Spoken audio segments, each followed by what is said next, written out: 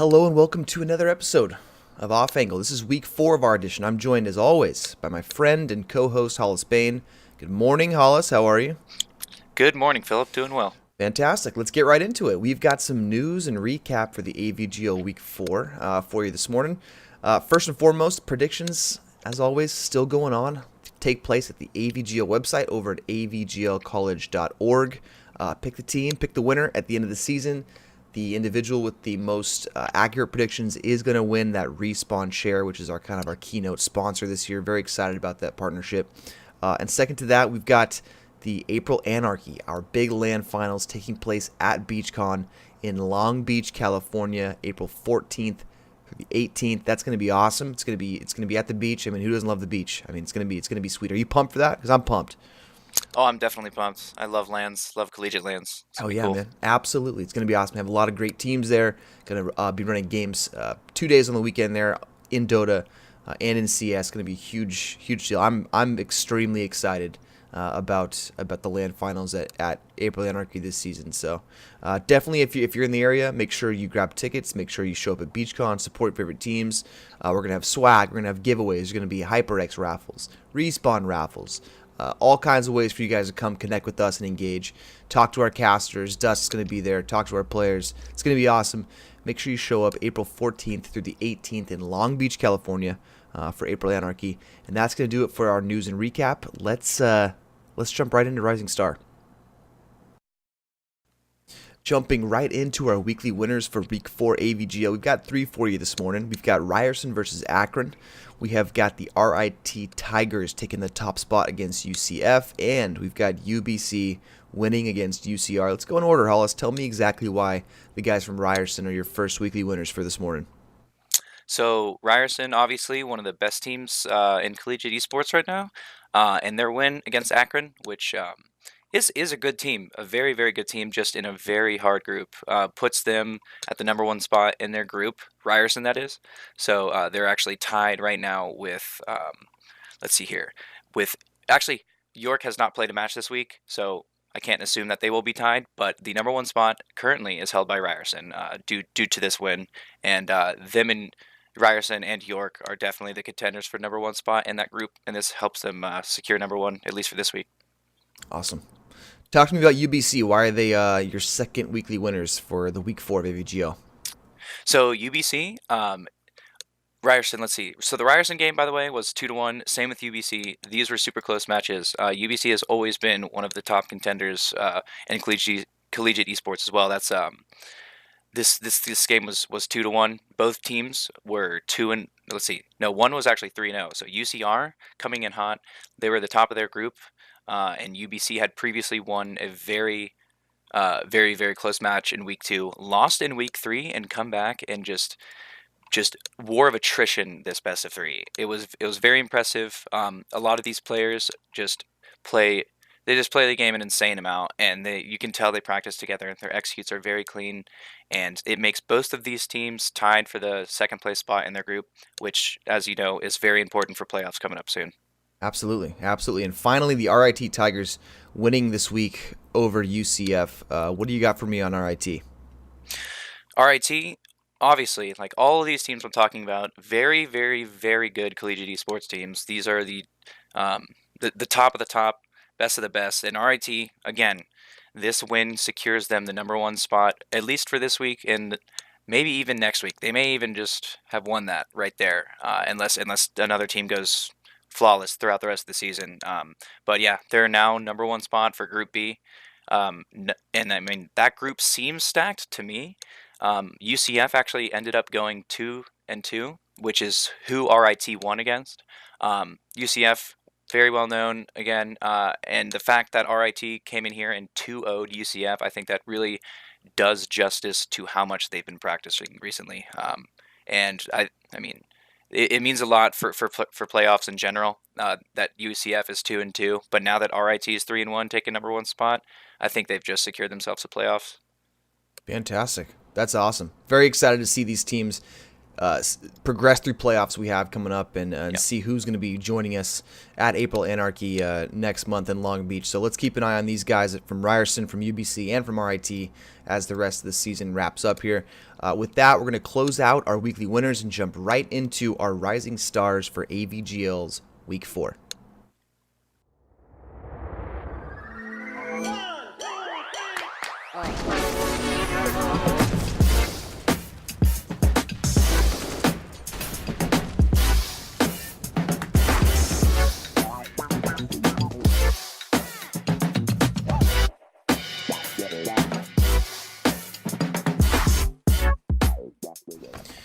All right, jumping right into our Rising Stars for AVGL Week 4. Got 2 for you. Rising Star this week is going to be Zav from the RIT Tigers, and following him up is the MVP for the week is going to be Mad from UBC. Tell me a little bit, tell us about why Zav's got you your Rising Star award for this week.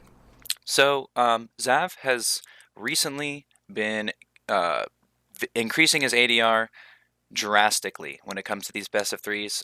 He had a very influential best of 3 against Ohio State CSGO, which, as you know, it was a contender for the group that RIT is in, and that's the number 1 spot contender, by the way. So they enter a best of 3 last week against Ohio State.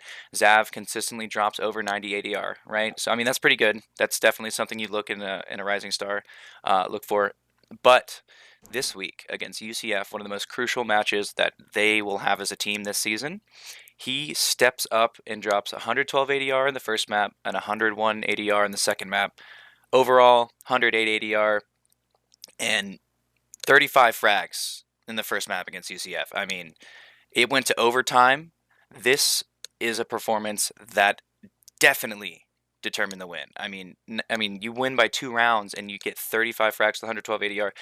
1.2 KDR, definitely one of the players I will look out for in the next couple matches, determining how far they're going to go in the playoffs. But when they're in the playoffs, it's Rising Stars like these, like Zav, that really do make a difference in the really crucial matches. Absolutely. I absolutely can believe that. So definitely make sure you keep an eye out for Zav on RIT as the rest of the season progresses.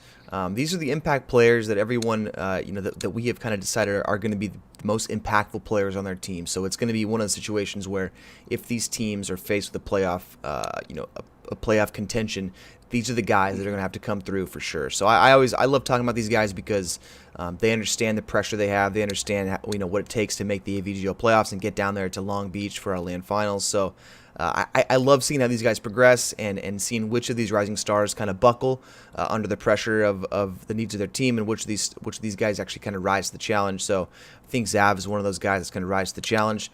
Let's definitely keep an eye on him moving forward. And with that, we're going to jump right in to our off angle for this week of Week 4.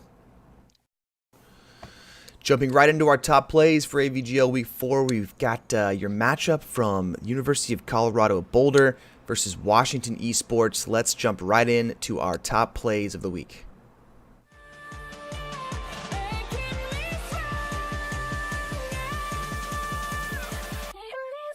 All of a sudden, this isn't a foregone conclusion that Washington will walk away with this round. Smoke on the bomb. It's being defused. Flakes for cover. He's good for 1 kill. Soko trying to defuse now with no kit. Will Z-Core get here in time? He's spamming all the wrong spots. Oh my goodness. The defuse comes in. How does that happen?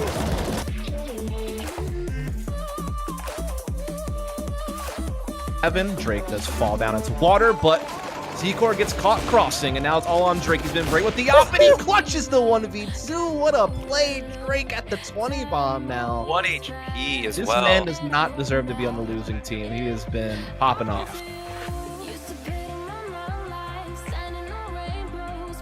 Would like to retake from Monster being the only one that isn't blocked off by utility, so Flakes needs to be careful, but he spots the shadow, gets around with the 180, gets the kill. Gotta worry about this short push throw from Adopted, but Adopted has low HP, and now Flakes is onto the angle, holding it as Z-Core does drop down with the op into the water. Flakes will chase after it, he gets it and finds the short kill as well. And again, these last 3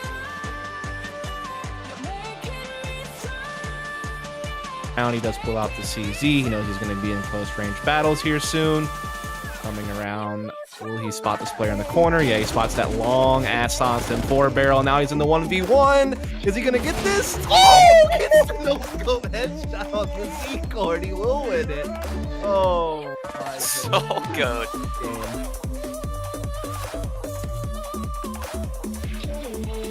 Look at this. Washington starting to get a little bit of something going here. Adopted and Drake getting some kills. It's all on to Monty in a 1v3, but he's already gotten a couple of them. And he gets the blast for a quad kill. Just when Washington looked like they were going to break through, a door gets slammed in their face, courtesy of Monty.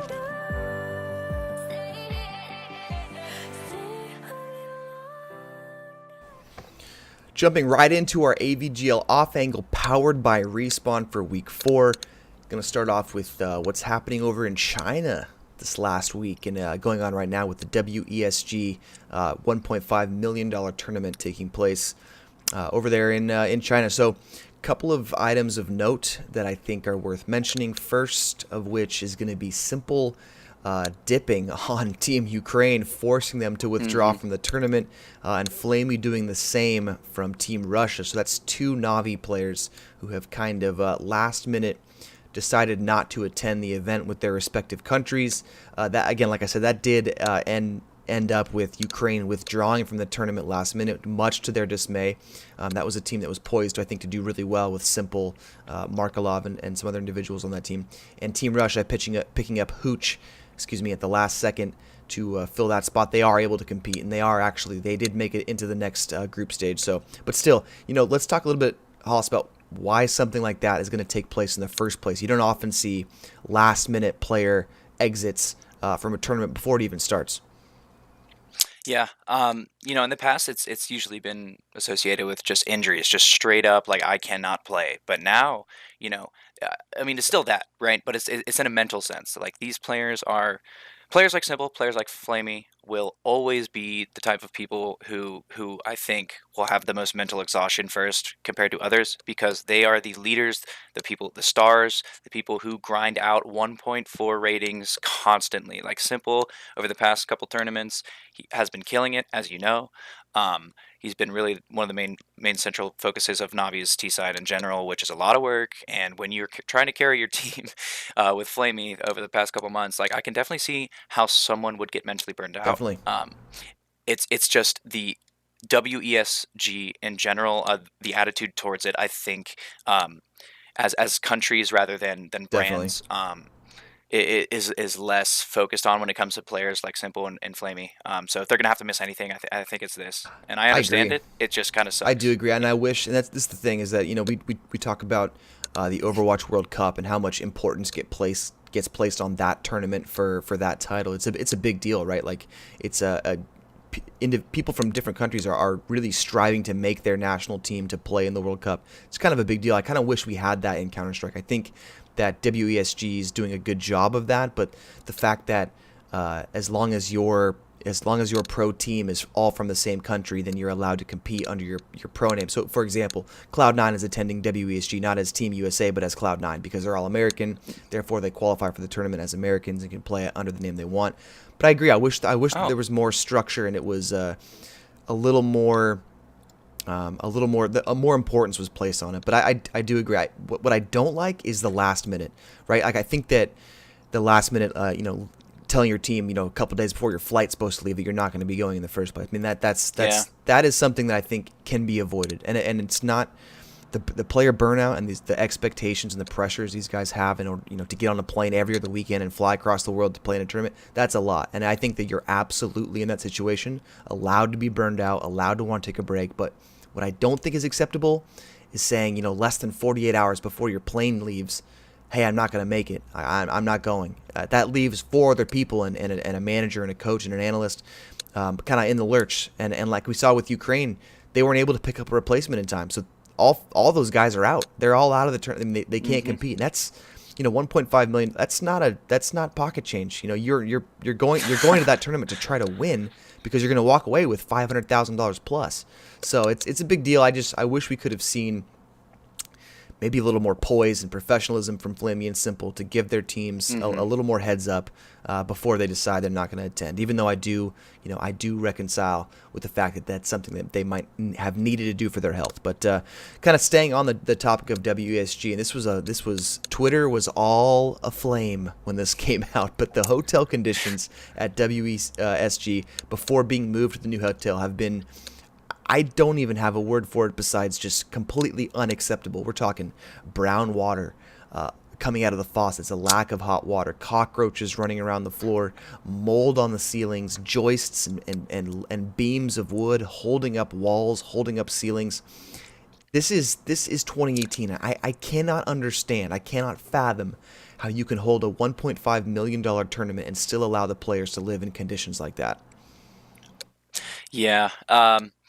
And honestly, at first, I thought it was just simply a meme because Counter-Strike players tend to do Yes. that. I did not believe that the Yeah. reality of a player's living quarters could be that bad nowadays, especially. Yeah. When tournaments like E-League and stuff have to fly out just last minute, like all of these qualifying teams in one location, they make sure that one location is Awesome. definitely, same with DreamHack, is awesome. Yeah, Yeah. like simply like not only like your living conditions, but like the things around you, like the things you're able to do to keep yourself mentally Sure. like focused and just calm.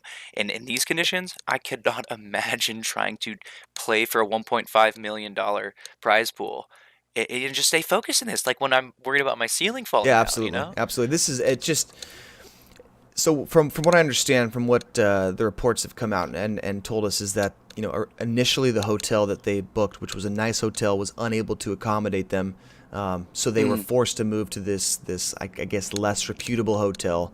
But I mean, I don't know if that's enough of an excuse to allow those It's kind not. of conditions. Well, they don't have a Marriott or a Hilton, The in backup China. for your main option should be like my main option, like When I'm times traveling, 20. yeah, exactly. Yeah.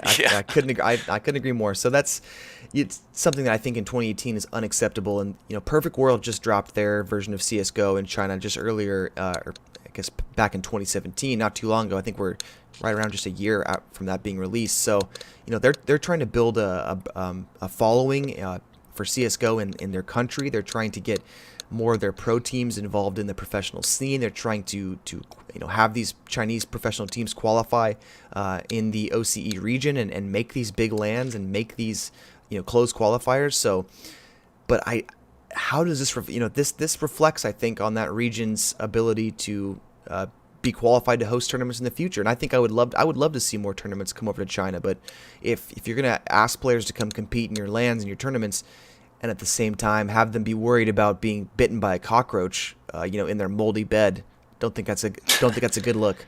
Not a good look. Yeah. So Definitely not. with we'll drop the WSG hotel bashing for right now and turn into the actual world of Counter-Strike. And this is a big one. This is something we actually touched on last week, Hollis, and I think this is worth mentioning again. And that's going to be SK going out in groups in another major LAN. And I think this is the big thing here, because there was just a report that came out from Coldzera, I believe, saying this was the LAN they wanted to win, and this is the LAN that they have been boot camp. They actually spent 2 weeks in Germany boot camping for this LAN in particular. This was WESG was the LAN they wanted to win. This was the one where they boot camped for, practiced for, made sure they had everything set up for. This was the focus of their attention. They said if they make top 8 at the major, that's considered a success for them. But what they wanted to do was to win WESG, both for Brazil and for their squad. And they're going out yet again prematurely in the group stage. So gotta ask, man, what's going on? To be honest, now that they're losing to Big 16-11 on Train and Russia 16-10 on Overpass, I don't know. Yeah. I wish I did. I wish I could explain what's going on to one of the best lineups of all Right. time, like some of the best players of all time. Like these guys, obviously, as you can tell from what you mentioned, like they're practicing. It's Yeah. not like they're just going into these tournaments dry. Like even though these are best of ones, Philip, like even though like people can argue like, oh, they got unlucky against their opponents. They did not. I think Right. Overpass as their first map of the tournament. I mean, there's no excuse as SK to lose Overpass 16-10 Yeah. against Russia and Big on Train. 16-11. It's not like crazy, just blowouts, but there's a point in each match, Philip, where you could just tell something is not right, and I don't know what it is. Yeah, it's this was Fur's, just to put it in context. This was Fur's sub 1.0 rated tournament since like 2016. I mean, this is a guy who's been Wow. consistently consistent, as silly as that sounds to say. But he's a mainstay on their CT side. His aggression on CT wins them round after round after round, match after match, and this is a team that just absolutely looks lost. And I feel bad for a player like Bolts, who is brought into who's brought into this roster with the intention of upgrading it and kind of being that needed anchor, that anchor piece that you need, and then to have these kind of results. And this is just there's when you have a core four like that, and then we saw this with NIP, with them keeping their core four and changing it, kind of rotating a new fifth out every 4 months or so. Yeah. But this is the same type of thing where it's like you've got this core four of Taco, Phelps, Fallen, and Coldzera. And if something goes wrong, if you're that fifth guy, you just kind of assume it's your fault. You just kind of assume that you're the next guy out because that core four has lasted for so long, and you've just kind of rotated the fifth player over and over again. But I don't think that Bolts is the issue here. I think that there's some I think that it's a combination of two things. A combination of Taco's support performance being less than optimal, and Fallen's IGLing taking a bit of a hit against kind of the new run and gun wheel and deal meta we're seeing. I think the days of hyper structured Counter-Strike are coming to an end, and I think that teams are focusing more on finding options round to round as opposed to going in with a set plan and executing around that plan. We've just been seeing that's just something that I've noticed over the last couple of months, is just that teams are going in with a default and with somewhat of a structure, maybe some early round strats, but they're really trying to set up an option. And whether that be like, okay, maybe our strat is to focus on one side of the map to get a pick, then we can transition into an execute. But it's not like, okay, listen, we're going to take up 55 seconds, then we're going to do hard execute on A, so no one get picked. I mean, I think that's kind of has been the SK style for a long time on parts of their T side. I think that kind of era is coming to a change. So I'd love to see how the squad can make those changes to kind of wheel and deal a little bit more. Just tap into Fur's aggression, tap into Coldzera's ability, and tap into Fallen's ability to grab an op pick on T side. So we'll see where this takes this team. But I think one more group stage, even quarterfinal exit with this same roster, I don't think there's any way you can say they're not going to make a change. Just real quick, lastly, I mean, before we move off the SK subject, Sure. I really do want to try and go back to a comparison you made. I mean, I've been an NIP fan for years, and I've watched this thing happen to my favorite team. I mean, in SK, it's almost identical. The Sure. fifth being swapped in, Yeah. and honestly, there's an attitude that you can tell starts to be adopted, whether it's subconsciously or consciously. That IGL, whether it's Fallen or Forest or whoever you try and give the IGL role to, there's just this attitude of CT mid-round aggression and T-side mid-round executes that is just lacking the confidence you used to have, because I think deep in everyone's mind, that there is just something missing. And Sure. it's honestly painful watching teams try to find that sometimes, try to regain that. But I think SK can do it. I think they can pull in NIP, because NIP is basically 180 from where they were last year. Of course. And I think they can. They're definitely resilient guys, and Sure. they're just really nice in general. As soon as they work out maybe some of the issues that they're going through chemistry-wise, out of game-wise, then they'll hop back in. Yeah, I'm excited. I mean, this is a team where we've talked about it in previous weeks, where you kind of have the ebb and flow, the peak and valley of performance in CSGO, and how hard it is once you've kind of been at your peak to get back to that form in the future. So definitely excited to see how these guys can make the changes they need. I know they're going to make the changes. I know we're going to see a reinvigorated and a renewed SK in the next tournament. But this is a team where this isn't one of those salaried rosters where placing 5th to 8th and just making the LAN is acceptable. This is not one of those kind of teams. I mean, for them, performing well is winning the tournament, and if they're not winning the tournament, they're failing. So which I love. Frankly, I love that about SK.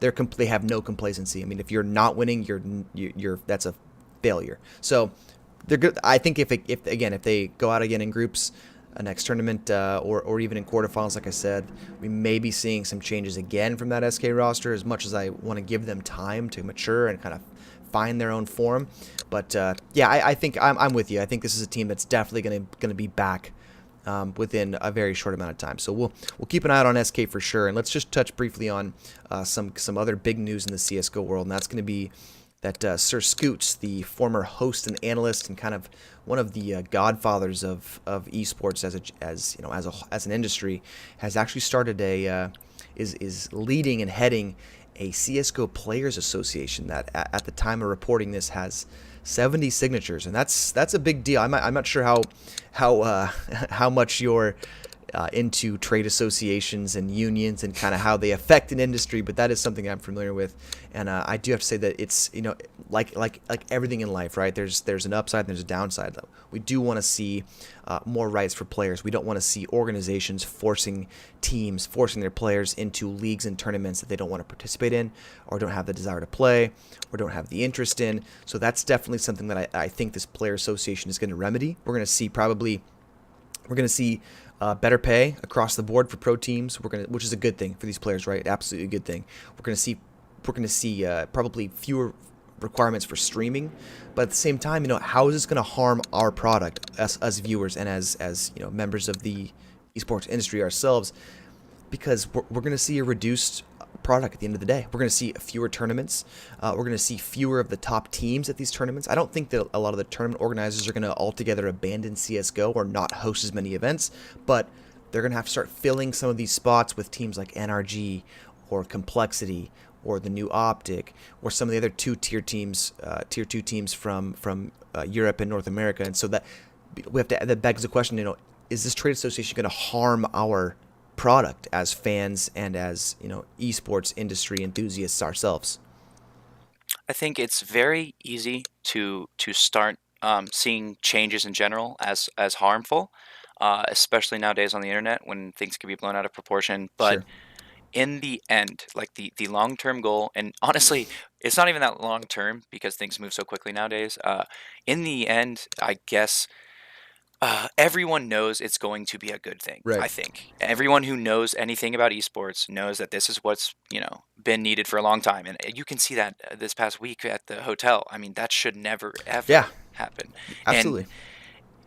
at first, yes, tier 2 CS, that is something that's barely making it as it is, like something that's scratching, deep sponsorships that have, enriching business and marketing plans. Like it's hard as it is now. And I think this will make it harder at first, but as soon as things get formalized and routine almost, you have tier 2 teams, maybe even tier 3 teams having a better shot at really making some public implications and marketing or market impacts, whereas now they don't really have much. That's honestly, I love that perspective. I really do. I think that's a great way that's a positive outlook and a great way to look at it. And I think that, let's give these, if we're going to see fewer top teams at fewer events altogether, why not give these tier 2 guys a chance to showcase themselves? Because they're still, we're in an age of CS right now where any team can beat any team, and that's just universally true. Yeah. Any team in the top 15 right now has a chance to win a tournament, and I think that if we start opening up the tournaments to include some of these tier 2 teams, what that's going to do is it's going to be a great mixture of some of the top flight teams and organizations mixed with some tier 2 teams. Those tier 2 teams are going to get a lot of practice and experience at LAN against some of the best teams in the world. It's going to give them a lot of needed experience, a lot of needed practice, and it's going to definitely increase their ability to compete at that top level. So I think that, I love it. I love your outlook, Hollis. I'm gonna go with that as well. I think it's a good thing. It's healthy for the scene. It's healthy for our title. So I'm excited to see how it goes. This has been something that's been tossed around a number of times. I know that Sir Scoots was kind of integral in getting a lot of those the teams themselves out of the PEA last year, which was kind of a big scandal where these teams are being forced into play in a proprietary league that said you have to play for PEA or nothing else, and I think that's really unhealthy for sure. So. Again, just to kind of close it out, I think it's going to be a good thing. I love your outlook. I'm a fan of that, and I agree with you wholeheartedly. So let's keep an eye on this and see how it goes. We're going to go ahead and put a pin Put a button on Off Angle for this week and wrap things up for AVGL Off Angle, powered by Respawn. Again, you can grab those Respawn chairs, which is our key sponsor this year, over at our website by participating in the AVGL prediction contest. That's at avglcollege.org. Head over there, make your predictions for Dota, make your predictions for CSGO. You're going to win an awesome chair. I'm sitting in one right now. I know Hollis is sitting in his as well. So these chairs are awesome, man. Super, super comfortable. And we're going to tell you where you can find us next week, where you can watch your favorite CSGO collegiate teams compete right after this. All right, guys, that'll do it for this week's Off Angle. That is week 4's Off Angle. Thank you again for tuning in, and thanks to our wonderful sponsors here for AVGL CSGO. Respawn, amazing chairs, super comfortable. Philip and I love them. And thank you also to HyperX. These sponsors mean the world to us, and we can only hope to impress them in the future. I think it is both of our goals to do that. And you can find us in the future, twitch.tv/AVGL, every Sunday at 8 p.m. Eastern for the remainder of the regular season. And coming up soon is the playoffs. So look out for the schedules posted usually on our social media. Definitely, I'd say. So that's twitch.tv/AVGL and on Twitter at AVGL_CSGO. So make sure to look out for us in the future, and we will see you guys next week. Absolutely.